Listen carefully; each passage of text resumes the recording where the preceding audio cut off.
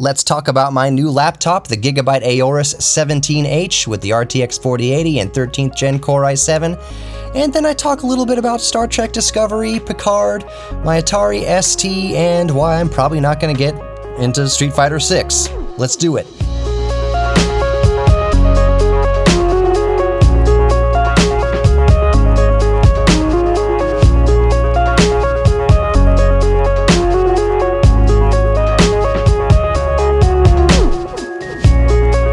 Welcome to Geek Therapy Radio. You've got your mental curator, Johnny Hamburger. I got a new laptop in the past couple weeks of shows, or within the past couple weeks of releasing a show. I mentioned that I was after the Asus G18. Well, that really didn't pan out, and I will tell you the story of how that panned out and why I wound up with, or why I went with, the Gigabyte Aorus 17H, and actually couldn't be happier.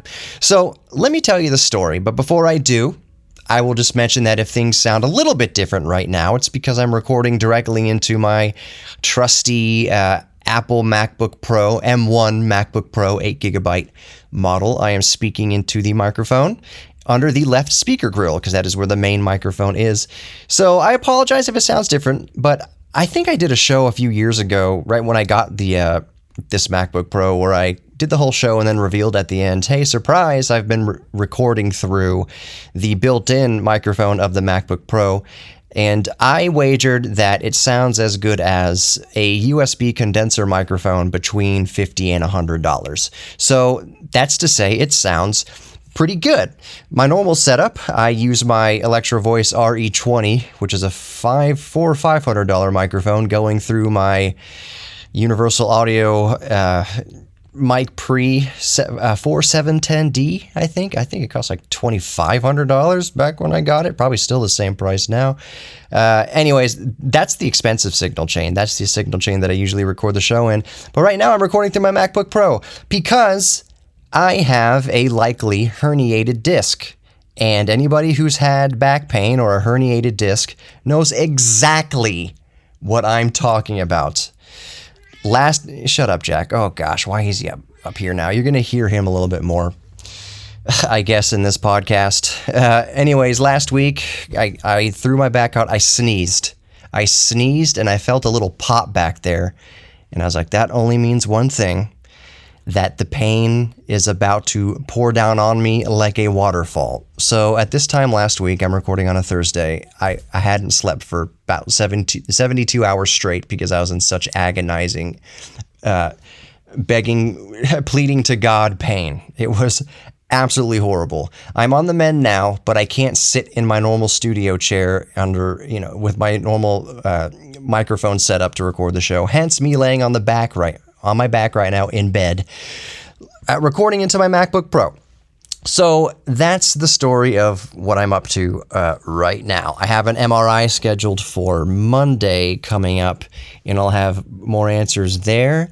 Part of me kind of hopes, not too much, but kind of hopes that the doctor's going to say, let's give you a surgery. I forget what it's called, a discectomy or something like that, where they basically go in and remove a little piece of the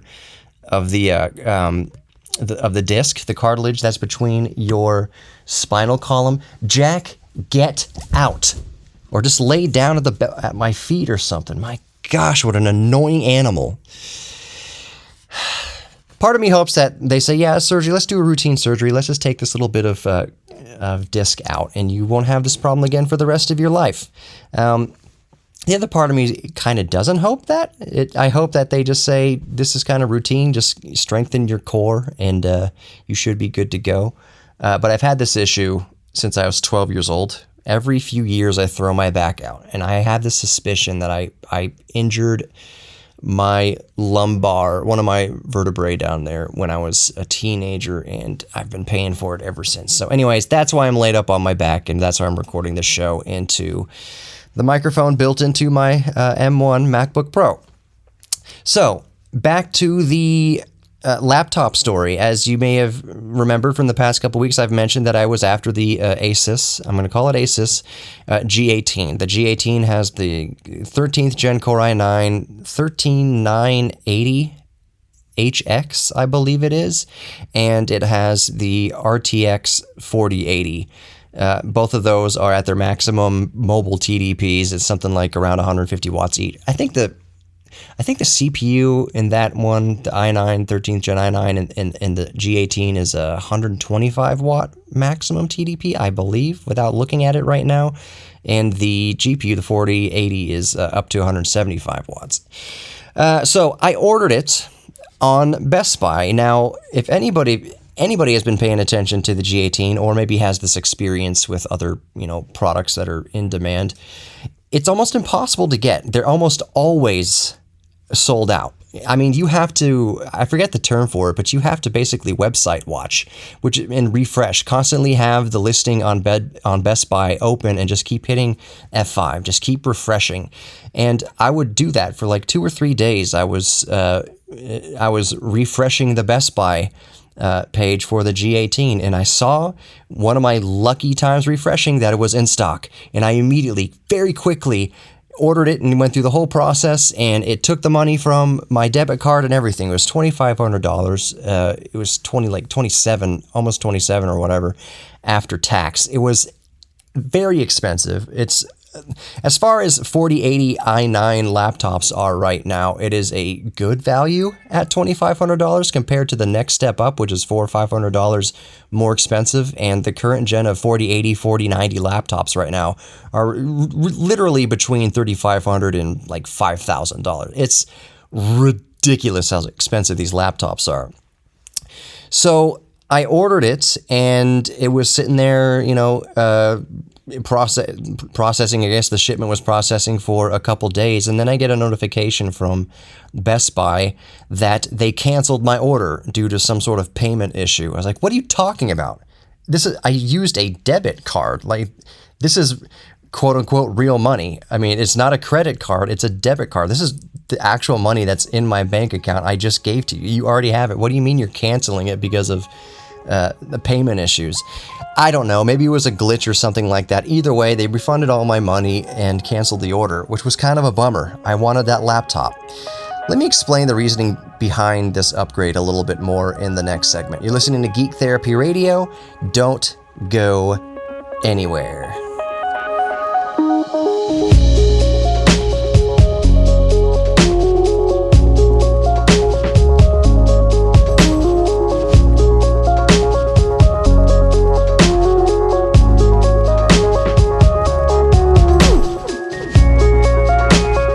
Welcome back to Geek Therapy Radio. You've got your mental curator, Johnny Hemberger. Just look me up on all the socials. Just type in Geek Therapy Radio Podcast.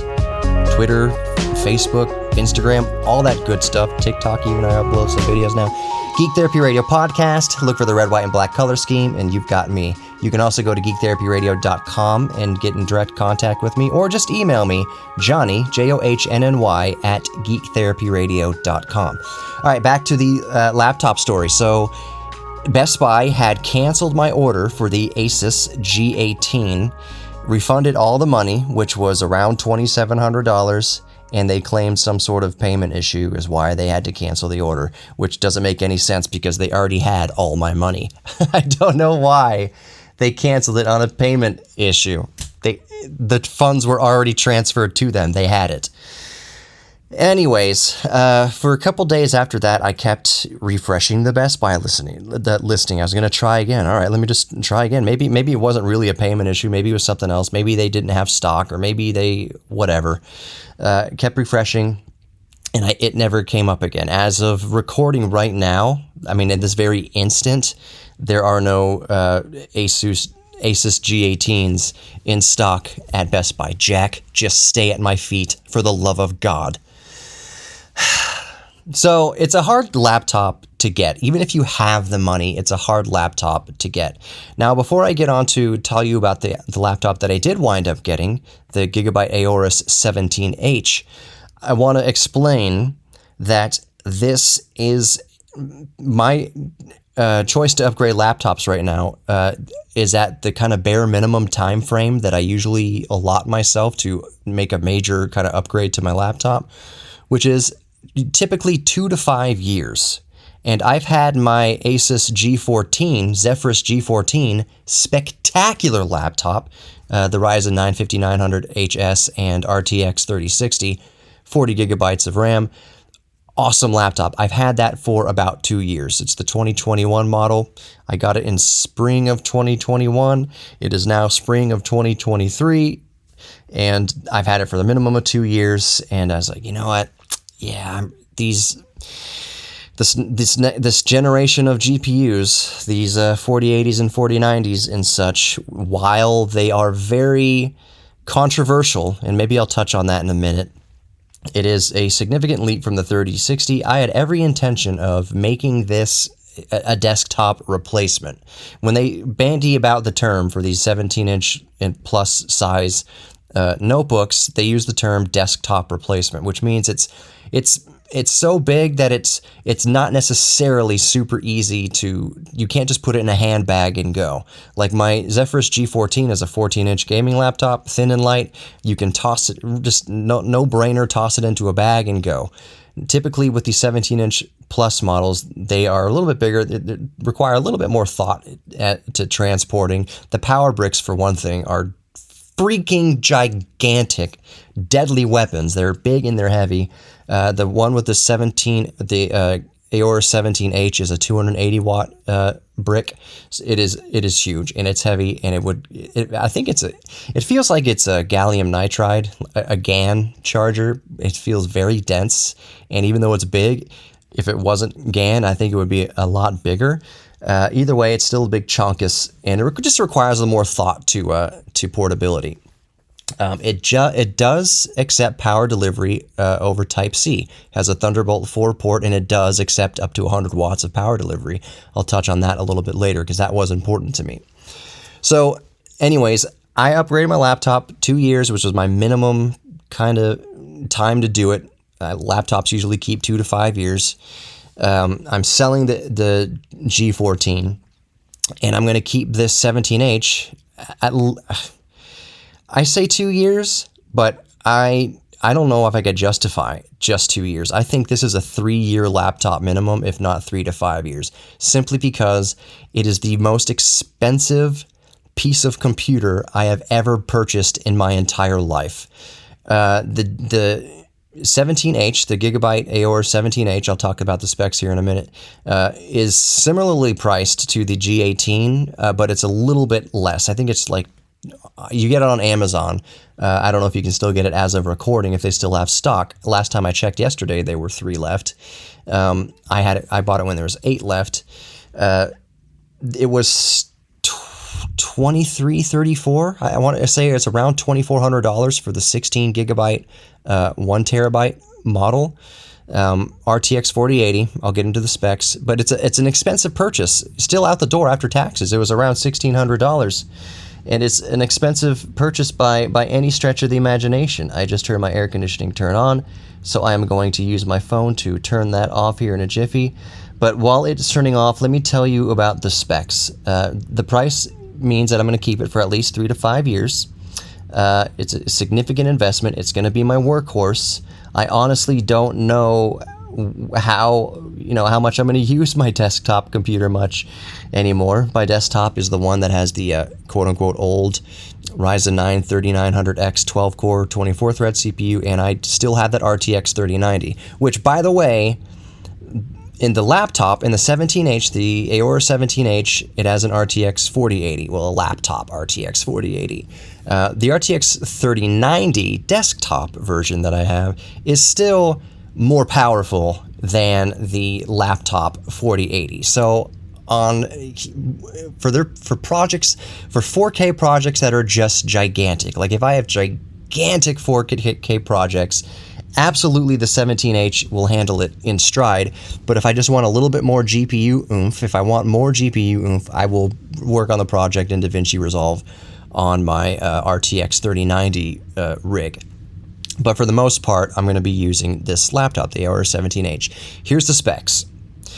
It's got a Core i7, a 13th gen Core i7 13700H, which means there's not a whole lot of tinkering with the TDP or undervolting or overclocking that you can do with it. It's locked. 13700H, peak single cores, 5 gigahertz. It is a 14 core, so it's got 6 performance cores, hyper-threaded, and 8 efficiency cores, non-hyper-threaded. The efficiency cores turbo up to like 3.6 or 3.8 gigahertz, while the power cores, or whatever you want to call it, performance cores, can single thread turbo up to 5 gigahertz. I've never seen it say 5 gigahertz, but then again, I haven't looked that deep, actually, now that I'm thinking about it. I have used hardware info, and I have monitored several things, which I'll talk about. Jack, get away. I have monitored several things like thermals and TDPs and how much wattage is actually going to the i7 and to the RTX 4080. But I don't remember actually looking like, have I seen any cores actually peak to 5 gigahertz? I've seen 4.8 gigahertz all the time. It peaks up to 4.8 gigahertz. I don't know if I've seen 5 gigahertz. So anyways, yes, it's a 13th gen Core i7 13700H, 6 performance cores, 8 efficiency cores, for a total of, what is that, 24 threads off the top of my head. Let's start 8 plus 12 is 20 threads total. And compared to the i9 and the G18, the 13980HX, like I haven't been let down by the processor. I've only had this thing for a few days, and I really haven't been able to sink my teeth deep into it because of my back issue, but I have not been let down thus far by the processor. The graphics card in there is it's infamous. The 40 series is infamous in laptops. It's the 4080, which is really closer to a desktop 4070, if not identical. It's got 12 gigabytes of RAM, maybe it's a 4070 Ti, 12 gigabytes of GDDR6X VRAM, and 7400 CUDA cores, something like that. I don't have the exact, data in front of me, the tensor cores, the ray tracing cores, all that kind of stuff, but it's staggeringly good in a laptop.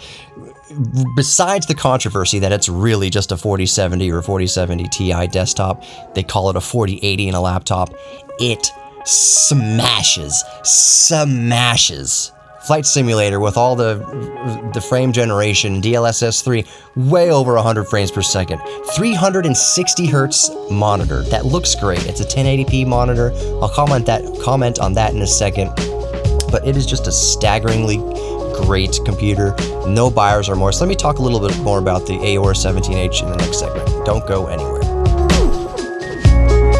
Welcome back to Geek Therapy Radio. You've got your mental curator, Johnny Hemberger. I was talking about my new laptop purchase, the Gigabyte Aorus 17H, with a 13th generation Intel Core i7 13700H processor and RTX 4080 12 gigabyte DDR6X graphics card with over 7400 CUDA cores, all the tensor cores, all the ray tracing cores, all that good stuff. It is an absolute bruiser. In this laptop, you might be wondering, the CPU, that Core i7 13700H, is a 115 watt TDP. That's where they've set the limit, 115 watts. It's basically a full TDP mobile chip. The RTX 4080, you might be even more wondering, since mobile versions of GPUs, not only in this generation of NVIDIA GPUs, are 4080s actually just desktop 4070s or 4070 Ti's, whichever. The important thing about mobile GPUs is, what is the TDP? What is the maximum amount of wattage that you will be allowed to send to that 4080 in the laptop? So the laptop 4080, without looking, it's typically between, manufacturers can typically rate the TDP between, I believe it's 60, if not 40. It's kind of, let's just say 60. It's around there. It's around 60 watts TDP up to 150 watt TDP for the RTX 4080. In the Aorus 17H, it is a 150 watt TDP RTX 4080. So it's basically the full shebang that you can get out of the mobile 4080. And I have verified this through hardware info, looking at the package power and everything for the GPU. It actually spikes. I've seen it spike as high as 163 point whatever watts. So I am getting all the watts to the mobile RTX 4080, and I'm getting all the watts to the 13700H CPU. I'm getting over 116 watts at peak going to the CPU, if not a little bit higher. So it is verified. It's not just marketing mumbo jumbo. Yes, that 150 watt TDP RTX 4080, actually, in my case, I've seen it jump over 160 watts. I'm getting full power there. Awesome. I'm also getting full power on the CPU, the 13th Gen i7. I'm getting over 116 watts of a part that's listed for 115 watts. Awesome. That also tells you that the thermal situation, the cooling system, is working wonderfully. And it doesn't even sound too bad. You can go in and manually crank the fans up and like kind of see how loud it is. And it is loud. And I think if I was in a heavy duty gaming session where I'm wearing headphones and everything, it just wouldn't matter. What I actually care about more in laptops is its ability to go silent. Is the ability for the fans to not spin at all, or if they do spin, be completely silent. Obviously, because I do a lot of audio work, I do a lot of voiceover work, and it's critical to me that my computer, whether it's my desktop or my laptop, be able to operate in fully silent mode. Because as I'm recording into Reaper right now, audio software, hopefully, can you hear Jack purring? Maybe barely. At least he's not meowing. He's right up on my shoulder again. When you're working with an audio workstation, a digital audio workstation like Reaper or Pro Tools or whatever, you don't want your computer making a bunch of noise. You don't want a noise floor that is PC fans. So the fact that the Aorus 17H and really any modern kind of bigger laptop will have zero fan mode. If it's not doing much processing, it'll operate in kind of in passive mode where there's no fans running. And that is certainly the case with the 17H. It gets dead silent. I wanted to comment on and come back around to the fact that it does accept power delivery over USB Type-C Thunderbolt 4. So those of you who are regular listeners to the podcast and the broadcast here, however you're listening, you know that I run my home studio, my man cave, off of my solar panels. I have about 800 watts total of solar panels out on the patio, and it's running up into my charge controller and my 200 amp hour lithium iron phosphate battery, and I run my office off of solar power. So I like that it accepts, this Aorus 17H accepts power delivery over USB Type-C Thunderbolt 4 up to 100 watts. Because let me tell you something, and this is probably the same for most, high-end gaming laptops, even thin-end lights that accept power delivery over Type-C. Modern hardware, so just for the instance, my use case scenario right now with my Aorus 17H, 100 watts goes a long way with modern chips that are so efficient, with modern GPUs and modern CPUs that are already so efficient. 100 watts of Type-C power delivery goes a long way. That means that I usually kind of I like to have a little bit of headroom. So like the CPU running at 35, 40 watts, and then the RTX 4080 also running at 35 to 40 watts. Let me tell you, an RTX 4080 in a laptop running at 35, 40 watts is still an absolute bone crusher. Especially for esports and whatever else you're playing, you can get very playable frame rates at 35, 40 watts, maybe a little bit less on a mobile RTX 4080. So if I have the GPU running at 40 watts maximum TDP, I'll tell you how I do that in a second. And then the CPU running at a maximum of around 35 watts TDP, a Core i7, 20 threads, whatever, 35 watts. That's awesome. I'm using, let's say, 75, 80 watts. I still have enough overhead for running peripherals like external hard drives and things like that. I'm getting all the power I need over 100 watt power delivery on Type-C, which is great for those times where I'm not doing hardcore gaming, where I want every frame freaking per second, where I want my system maxed out over 200 watts of total power consumption. I just want to game casually or do routine things, record a podcast, whatever. I like that 100 watts handles it. 100 watts of Type-C power delivery more than handles it, and is a extravagant experience. Even gaming at 100 watts maximum system like charging load is awesome. It's just awesome. I have flight sim as I'm recording right now. I'm recording with my my MacBook Pro M1. In the other room, I have my Aorus 17H running. It's playing Flight Simulator. It's running Flight Simulator at 40 frames a second. It varies on the terrain and everything. I'm flying over the out west, so like Colorado and New Mexico and stuff. There's lots of terrain, lots of things happening, lots of bushes and things like that. At absolute maximum ultra settings, everything's slammed to the max. I'm using DLSS 3. I'm using frame generation. I'm getting 45 watts in Microsoft Flight Simulator at 35 watts on the RTX 4080. That's the important thing. If you're thinking, oh, you're only getting 45 frames per second from an RTX 4080 in a laptop, that's crazy. That's at 35 watts. That is with the RTX 4080 kind of capped around 35 watts.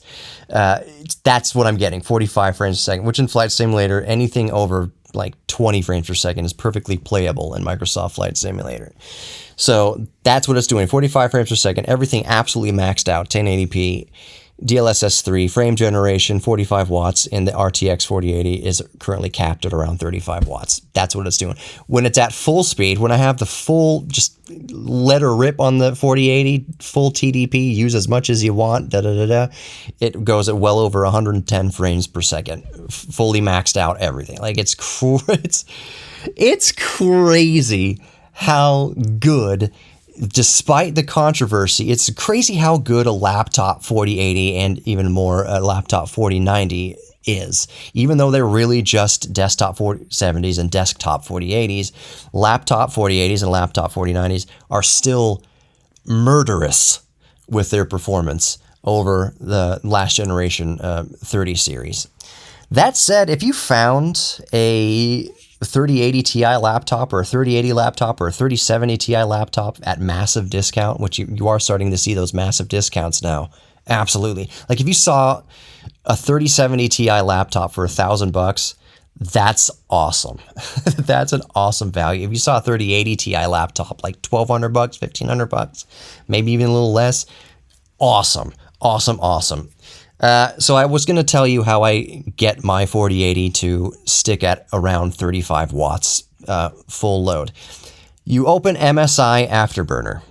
If you don't have it, Google search MSI Afterburner, and you can go in there and you can tweak the power curve, or you can just tweak how much power you want in percentage, how much power you want the RTX, your GPU to pull. So in my case, on the Aorus 17H, with the RTX 4080, I went into Afterburner and I set the power limit to 29%. That's the magic number. Anything below 29%, and it's like power starved. It chops along at single digit frames per second. Then you put it up to 29, boom, now you're at the higher frame rates. So 29 power limit. On the power curve, I have it slammed down as low as it'll possibly go. You can slam it all the way down to 0, and then we'll automatically take it up to like the lowest possible. So I have it at the lowest possible power curve, and I have the TDP capped at 29%. And that's how I'm running the 4080 at 35 watts, and it still smashes at 35 watts. More Geek Therapy Radio coming up. Let's talk about that 1080p screen. More coming up. Don't go anywhere.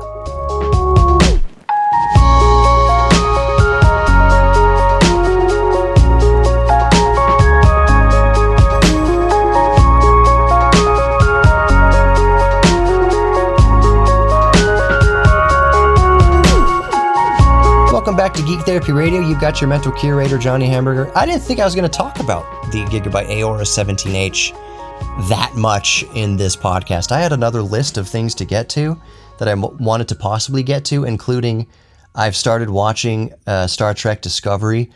Holy crap, Star Trek Discovery is awesome.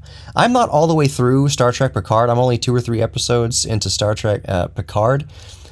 I would say, given like just gauging the first 2, like the early episodes, like if you were watching the first 3 episodes of Picard and the first 3 episodes of Discovery, in my geek opinion, Star Trek Discovery is way better than Picard within just the first 3 episodes. That's the caveat. That's the asterisk I'm putting on this, is I have not seen all the series yet. I'm not caught up on both of them yet. Maybe Picard gets really, really, really good. I'm sure Picard does get really, really, really good. But right now, being about 3 or 4 episodes into both of them, Star Trek Discovery is astonishing. It is so good. I slept on it for so long because I didn't have the right subscription to watch it, but now I think it's, how am I watching it? I think I'm watching on Amazon Prime or like Paramount Plus, whatever it's on. I have all the episodes, all the seasons, and I'm going through it. It is staggeringly good. It is so good, and it's violent, and they say the F word, and it's awesome.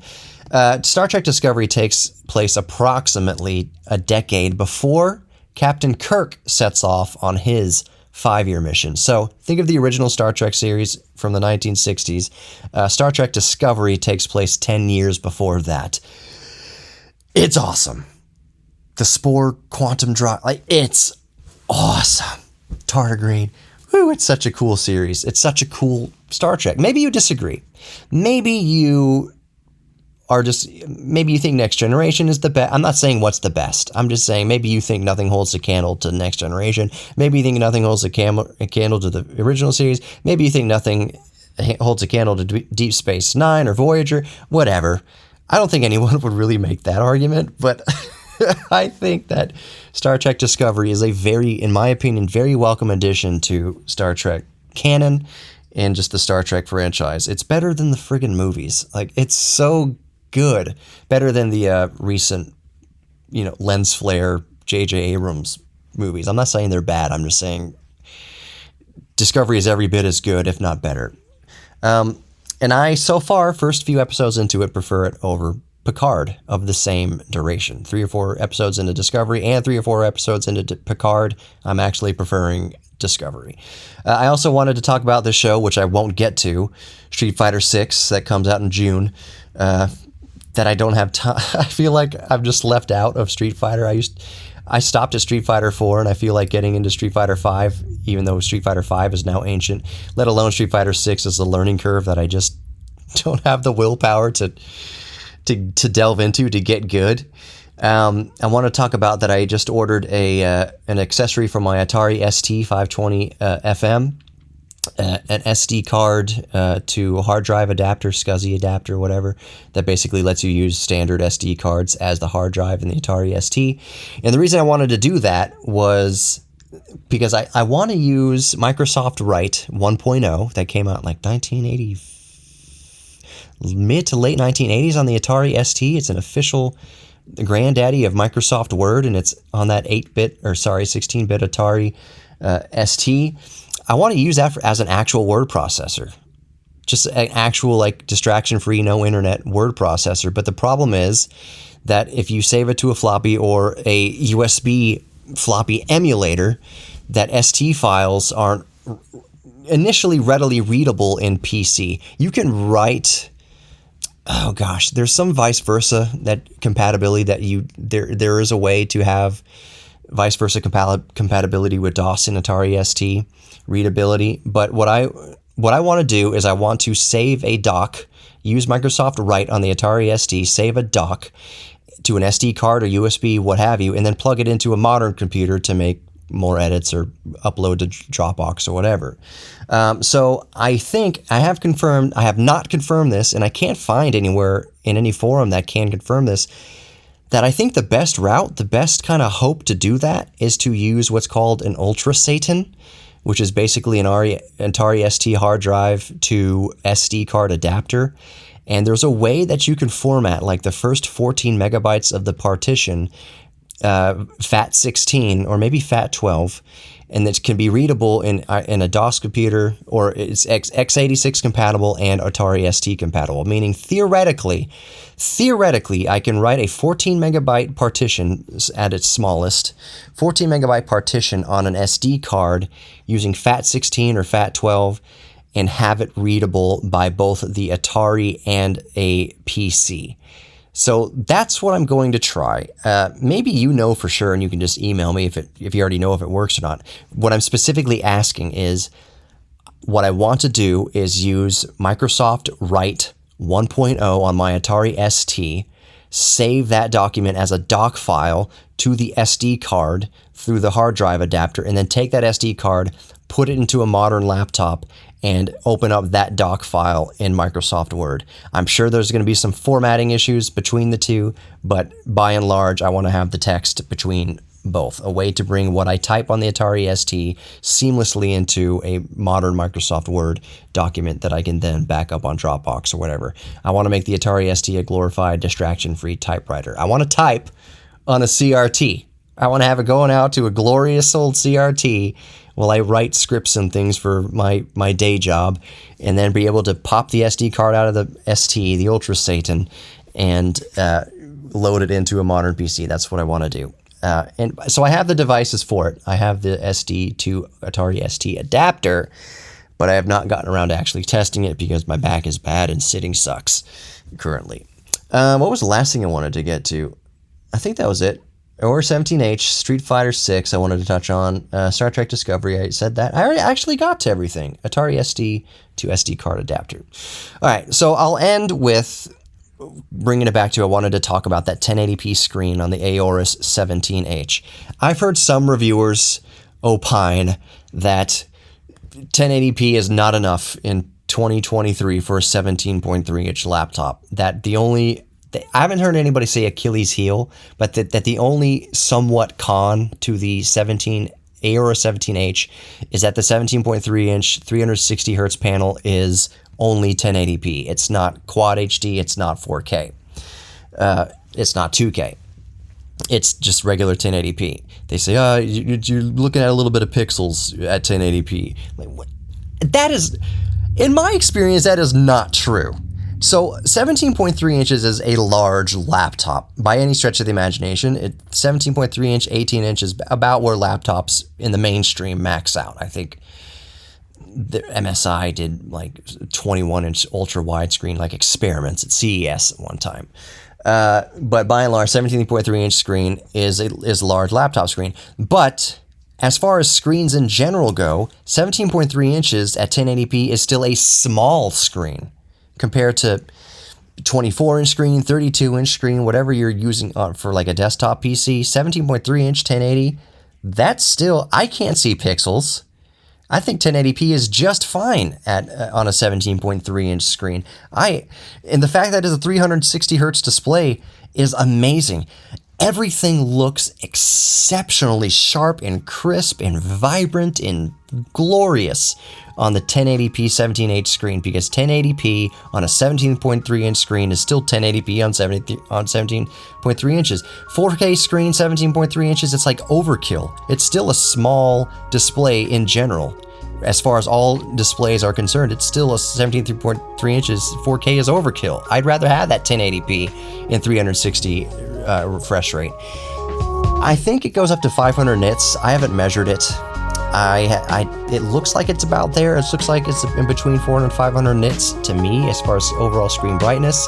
It's just absolutely wonderful. I've already upgraded it from 16 gigabytes of DDR5 to 64 gigabytes of DDR5. It's the max one. It's maxed out, ready to go. I'm gonna put two 4 terabyte NVMe's in there too when it's all said and done. You are worthy of love. You are worthy of giving love, and you're worthy of receiving love, and you're worthy of your own self-respect. Thank you so much for listening. Talk to you next time.